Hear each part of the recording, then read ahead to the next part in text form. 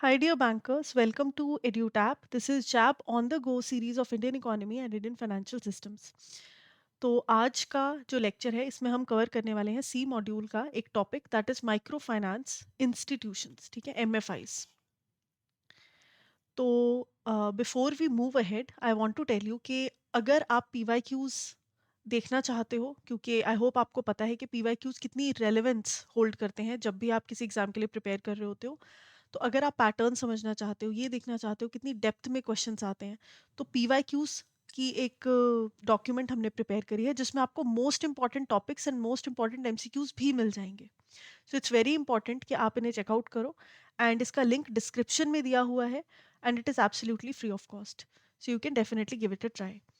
तो चलिए स्टार्ट करते हैं। माइक्रो फाइनेंस इंस्टीट्यूशंस क्या होता है? माइक्रो फाइनेंस नाम से ही समझ आ रहा है, माइक्रो लेवल पर फाइनेंसिंग करने में जो संस्थाएं आपकी मदद करें, जो ऑर्गेनाइजेशंस इंस्टीट्यूशंस मदद करें, that is called micro finance institutions. Micro finance होता क्या है? स्मॉल लेवल पर loans, savings, insurance, other financial services to the poor sectors, especially in rural या underserved areas। कुछ एरियाज हैं जहाँ पर full fledged banking first of all पुराने टाइम में या स्टार्टिंग में अवेलेबल नहीं थी, अवेलेबल थी भी तो it was not very easy. एक बैंकिंग उसमें बहुत ही छोटे लेवल के फाइनेंसेस, लोन्स, डिपॉजिट्स उनको हैंडल करना, है ना।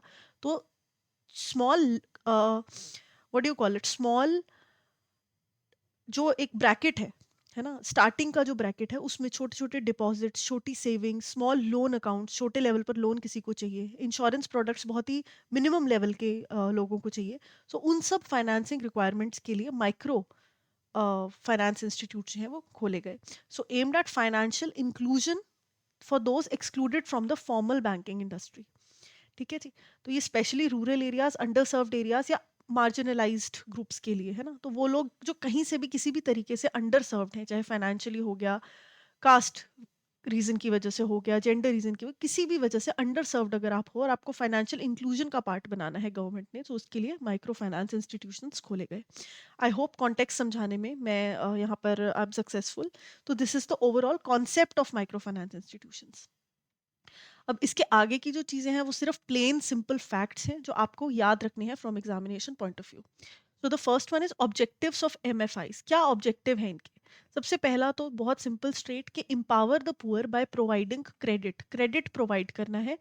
Self employment and micro enterprises को प्रमोट करना है। हर जगह जॉब्स अगर क्रिएट नहीं हो पा रही, अंडर एम्प्लॉयमेंट है, so these small finances will help to set up your own enterprise, है ना। अगर आपके पास कोई स्किल है, आप पॉट्स बना सकते हो, तो उस चीज को लेकर आपको इनिशियल फाइनेंस प्रोवाइड किया जाएगा। सो उस तरीके की financial needs. Reduce dependence on money lenders, ठीक है, मनी लेंडर्स, डेट ट्रैप सुना होगा आपने, है ना। डेट ट्रैप पुराने जमाने में हो जाता था ना, अब भी होता है। तो आपको कोई प्राइवेट मनी लेंडर एक्सप्लॉइट ना कर सके। पैसे की नीड अगर आपको है, एक बार देकर पूरी जिंदगी भर आपको इंटरेस्ट के चंगुल में फंसाए रखे, उन सब चीज़ों से बचने के लिए, डिपेंडेंस हटाने के लिए मनी लेंडर से ये जो फ्रेमवर्क है इसे लॉन्च किया गया। encourage saving habits and uplift women, especially because they belong to a weaker gender earlier, especially so uplift women and economically, मतलब विमेन इकोनॉमिकली एंड सोशली। इसके अलावा भी अगर कोई इकोनॉमिकली वीकर सेक्शन है उसकी मदद करना, रूरल एरियाज की मदद करना, बिकॉज वहाँ पर अपॉर्चुनिटीज़ और सर्विसेज इतनी ज़्यादा लेवल पर नहीं है। तो ये सारे ऑब्जेक्टिव्स थे जिनके साथ एमएफआईज बने। फीचर्स क्या हैं कि ये बहुत स्मॉल अमाउंट ऑफ लोन में डील करते हैं, 5 से 25 हज़ार तक का। कोई कोलेट्रल इसमें रिक्वायर्ड नहीं होता। कोलेट्रल मतलब आपको कुछ गिरवी नहीं रखना, है ना। आपको पैसा चाहिए तो आपको पैसा मिलेगा। It's very less and no collateral is required in such areas. Self help groups की मदद से आप ये कर सकते हो, यानी कि नोन लोग कमिंग टुगेदर, है ना, या people who belong to the same community coming together, depositing a particular amount, और जिसको ज़रूरत है उस फंड में से पैसा निकाल लो, और जब ज़रूरत खत्म हो जाए कुछ टाइम में वो वापस कर दो, बिना कोलेटरल के, because everybody knows everyone. So there is a peer pressure कि भाई नहीं, आपको रीपेमेंट करनी ही है, तो इसीलिए रीपेमेंट्स हो जाती हैं ज़्यादा। फ्रॉड्स और वो सब यहाँ पर होने का स्कोप कम होता है, बिकॉज उसी एरिया में रहना है ना, एक गाँव है, छोटा सा कस्बा है, वहीं पे रहना है, उन्हीं लोगों को फेस करना है, वही कम्युनिटी का पार्ट है ना। तो इट्स वेरी अनलाइकली कि वहां पर आप पैसा लो और फिर आप लेकर उसको रिटर्न ना करो, वो उससे गुडविल खराब होती है, ठीक है। तो ऐसे सिनेरियोज में या ऐसे सेटअप्स में रीपेमेंट जो है वो हो जाती हैं बिना कोलेटरल के भी।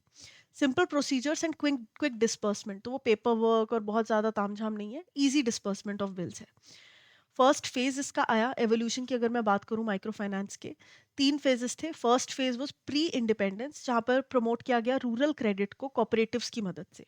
Reserve banks agriculture credit department जो है वो सेटअप किया गया फर्स्ट फेज में। गवर्नमेंट ने प्रमोट किया अगेन क्रेडिट थ्रू कॉपरेटिव, यहाँ पर कॉपरेटिव इंस्टीट्यूशंस का काफी ज्यादा चाल चलन जो है वो रहा। सेकेंड फेज में जो लेट 60s में और टू 80s तक आया, उसमें lead bank scheme by RBI आई, ताकि डिस्ट्रिक्ट क्रेडिट, डिस्ट्रिक्ट से रिलेटेड जो क्रेडिट है उसे कोऑर्डिनेट किया जा सके कोऑपरेटिव इंस्टीट्यूशंस के साथ। नेशनलाइजेशन हुई 14 बैंक्स की। रूरल रीजनल रूरल बैंक्स जिन्होंने बहुत ज़्यादा एक मेजर रोल प्ले किया है रूरल एरियाज की फाइनेंशियल नीड्स को केटर करने में, वो इस्टेब्लिश किए गए। तो रीजनल रूरल बैंक्स इस्टेब्लिश किए गए, दिस इज इंपॉर्टेंट। 1975 में लॉन्च हुआ IRDP, subsidized loans to poor self employed. Formation of NABARD, ठीक है, NABARD again your regulatory authority for rural finance, ठीक है, तो ये भी इंपॉर्टेंट हो जाता है कहीं ना कहीं।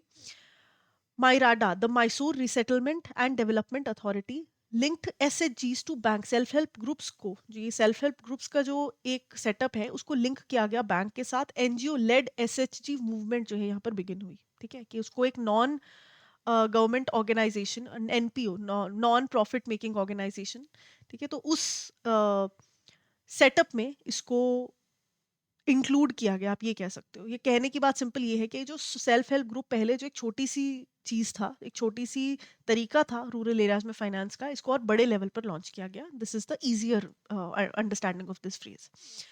थर्ड फेज स्टार्ट हुआ पोस्ट 1990s। 1992 में NABARD launched SHG bank linkage programme, ठीक है, बैंक के साथ एसएचजी सेल्फ हेल्प ग्रुप्स को लिंक किया गया और वो प्रोग्राम लॉन्च किया गया। बैंक को एनकरेज किया गया कि लेंड करो आप जितना ज्यादा हो सकता है थ्रू एसएचजीज। RBI included SHG lending under priority sector में भी इसको लेकर आए, ठीक है, सो इंपॉर्टेंट।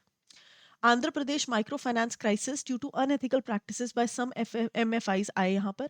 अब ये जो माइक्रो फाइनेंस इंस्टीट्यूशंस हैं, है ना, जिसमें कि सेल्फ हेल्प ग्रुप एक बहुत प्रोमिनेंट रोल प्ले करता है, आंध्र प्रदेश में ऐसे बहुत सारे केसेस आए जहाँ पर इनका अनफेयर एडवांटेज लेने की कोशिश करी गई, है ना, मतलब फेक एक तो एमएफआईज बनाए गए और उनके थ्रू पैसा जो है सीक आउट किया गया। एंड ओवरऑल क्राइसिस था ये अनएथिकल प्रैक्टिसेस की वजह से। साथ ही साथ बहुत ज़्यादा जगहों पर बहुत अनफेयर रिकवरी की प्रैक्टिसेस भी स्टार्ट होने लगी। अनफेयर रिकवरी मतलब सेल्फ हेल्प ग्रुप में पैसे तो दे दिए, लेकिन अगर कोई नहीं रीपे कर पा रहा तो उनके ऊपर बहुत भयंकर प्रेशर बनाना, तो सुसाइडल केसेस बहुत ज़्यादा आने लगे, ठीक है। तो इन सब चीज़ों से डील करने के लिए 1 out of 2 new universal banks were MFIs, ठीक है, पहले पहले तो बहुत ज़्यादा संख्या इनकी बढ़ने लगी। 8 out of 10 small finance banks granted were MFIs. तो क्योंकि इनकी संख्या बढ़ने लगी, साथ के साथ अनएथिकल प्रैक्टिसेस इनसे रिलेटेड बढ़ने लगी, बाद में इनकी रेगुलेशन के लिए स्टेप्स उठाए गए। इससे रिलेटेड एक चीज जो आपको ध्यान रखनी है, दैट इज ग्रामीण बैंक मॉडल, जो कि दिया गया प्रोफेसर मोहम्मद यूनुस के द्वारा इन द ईयर 1983। इन्होंने लेंड किए 856 rupees to 42 poor women without interest, कोई इंटरेस्ट नहीं, कोई कोलेटरल नहीं, सिंपल उन्होंने पेमेंट करी। And this became the basic, ये जो एसएचजी की शुरुआत हुई उसका बेस जो है वो ये ग्रामीण बैंक मॉडल था, जहां पर सिर्फ इतने से पैसे 42 वुमेन को देकर उन्होंने इंटरेस्ट फ्री लोन एक तरीके से दिया और उनकी मदद करी फाइनेंशियली। बट वो मॉडल इतना सक्सेसफुल हुआ कि 90 सॉरी मतलब 2600 ब्रांचेस इस चीज़ की खोली गई later on, just on the basis of this model, क्योंकि यहाँ पे रिपेमेंट्स बहुत स्मूथली हुई, लोगों की जो फाइनेंसिस की रिक्वायरमेंट थी वो हुई, गुडविल क्रिएट हुई, है ना। तो ये सब चीज़ें इतनी ज़्यादा इनके हक में निकल कर सामने आई कि 9 मिलियन बॉलोअर्स इन 2600 ब्रांचेस के द्वारा केटर करे जाने लगे। रीपेमेंट रेट यहाँ पर बहुत अच्छा था, 99%। ग्रुप ऑफ 5 बॉरोअर्स बनाया जाता था जो कि जॉइंटली लायबल होते थे for repayment of any loan. Informal types of institutions भी होते हैं माइक्रो फाइनेंस के, that is money lenders, Mahajan, landlords. Formals जो हैं, फॉर्मल माइक्रो फाइनेंसिंग के जो इंस्टीट्यूशंस हैं वो हैं बैंक्स, एसएचजीज एंड एमएफआईज। एसएचजीज क्या है? सेल्फ हेल्प ग्रुप्स, 10 से 20 मेंबर्स होते हैं, कुछ केसेस में 5 होते हैं, जो कि एक ही बैकग्राउंड से बिलोंग करते हैं। And they have small amounts to create a common fund. इसमें कोई कोलेटरल की जरूरत नहीं होती, ग्रुप गारंटी काम कर जाती है कि सबने बोला कि हाँ भाई इसको पैसे दे देते हैं, ये दे देगा इतने टाइम में, 2 महीने में, 3 महीने में, और सिर्फ उसी वर्ड के ऊपर, वर्ड ऑफ माउथ के ऊपर आप लोन जो है वो दे देते हो। बैंक्स लेंड टू एसएचजीज प्रायोरिटी सेक्टर लेंडिंग में। तो बाद में जब ये चीज़ और ज़्यादा रिकॉग्नाइज होने लगी तो प्रायोरिटी सेक्टर का पार्ट भी इसको बना दिया। बैंक्स एसएचजीज को फंड्स प्रोवाइड करने लगे एंड फर्दर वो लोन्स डिस्पर्स करने लगे। माइक्रो फाइनेंस इंस्टीट्यूशंस 3 तरीके के हो सकते हैं, not for profit, mutual benefit and for profit. ठीक है, तो ये societies trust sector 8 companies in the companies act 1956। तो बेसिकली नॉट फॉर प्रॉफिट वो है कि आप प्रॉफिट नहीं कमा रहे हो अपने ऐसे माइक्रो फाइनेंसिंग के through, you are not earning any profit, आप बस लोगों की सहायता के लिए ये कर रहे हो। Excuse me. Mutual benefit MFIs वो हैं कि म्यूचुअल बेनिफिट के लिए कर रहे हो, है ना, तो एक तरीके से कोऑपरेटिव की तरह ये काम करते हैं। और फॉर प्रॉफिट जो है वो लार्ज ग्रुप के होते हैं जो कि आरबीआई रेगुलेट करता है और इसमें प्रॉफिट अर्निंग भी एक मोटिव रहता है। तो आप मुझे बताइए, which among the following committee was formed to examine the landscape of micro finance institutions in India. Now here in the lecture it is not mentioned but I will tell you that it was Y Malegam committee. ठीक है, तो जब भी micro financing की बात आए आप Malegam committee का नाम याद रखेंगे। That is the committee that formed the landscape of microfinance institutions. Which of the following is a key feature of microfinance lending? ठीक है, क्या की फीचर है? लार्ज बिजनेसेस को लोन प्रोवाइड करता है? बिल्कुल नहीं। कोलेट्रल के बिना लोन प्रोवाइड करता है? Yes. Loans are always above 5 lakh? Not necessarily, कम भी हो सकते हैं। Loans are only given to the government employees? Absolutely not. ठीक है, अंडर सर्व सेक्टर्स के लिए ये होता है। तो बी यहाँ पर करेक्ट आंसर हो गया। Now that we have understood the concept of micro finance institutions, I want to tell you कि अगर आप जैब के लिए प्रिपेयर कर रहे हो and you are looking for some kind of course, then edutap.in पर जाकर आप जैब के कोर्सेज में स्क्रॉल डाउन कर सकते हो और अलग अलग कोर्सेज चेकआउट कर सकते हो। तो इसमें आपको लाइव क्रैश कोर्स दिख जाएगा जिसमें लाइव क्लासेस के थ्रू आप सब कुछ कवर कर सकते हो। इसमें सुबह early morning and let evening आपकी क्लासेस चलेंगी। 15 दिन हम एक कंपोनेंट को देंगे and will be clearing the concepts of one particular component. तो ऐसे कर करके 60 classes in total live sessions के थ्रू हम ये कवर करेंगे सारा का सारा आपके जैब का सिलेबस। इसके अलावा सॉल्व पीवाईक्यूज आपको मिलेंगे, chapter wise mock test and FLTs for your practice and concept notes मिलेंगे यहाँ पर आपको रिवीजन के लिए। कोई डिटेल आपको जाननी है इस कोर्स के बारे में तो आप ब्रोशर डाउनलोड कर सकते हो और इस कोड का इस्तेमाल कर डिस्काउंट अवेल कर सकते हो। यही चीज़ अगर आपको रिकॉर्डेड सेशंस के थ्रू कवर करनी है तो आप मास्टर कोर्स चेकआउट कर सकते हो। ये मास्टर कोर्स के फीचर्स रहने वाले हैं जिसमें कि कॉन्सेप्ट क्लास, लाइव क्लास और ये सारा कुछ आपको मिलने वाला है रिविजन एंड प्रैक्टिस के लिए। एक चीज़ जो बहुत अच्छी है यहाँ पर वो ये है मास्टर कोर्स में कि आप लाइव क्लासेस का एक्सेस भी ले सकते हो। Once you have enrolled in master course तो आपको लाइव क्लासेस का जो एक्सेस है वो भी मिल जाएगा। सेम चीज़ अगर आपको इंडिविजुअल कंपोनेंट के लिए प्रिपेयर करनी है तो individual master courses are also available. And अगर आपको चाहिए कि नहीं मैम हमें कॉन्सेप्ट आता है, हमें सिर्फ और सिर्फ प्रैक्टिस करनी है, तो टेस्ट सीरीज आप चेकआउट कर सकते हो। इसका ब्रोशर अगेन यहाँ पर दिया है, क्या क्या इसमें इंक्लूजन्स होंगे ये सारा कुछ आप यहाँ पर देख सकते हो। प्रैक्टिस के लिए बहुत बढ़िया है ये course. So check it out. If you have any queries regarding this, you can reach out to us on the given information. And I will see you in the next class. Thank you and have a wonderful day.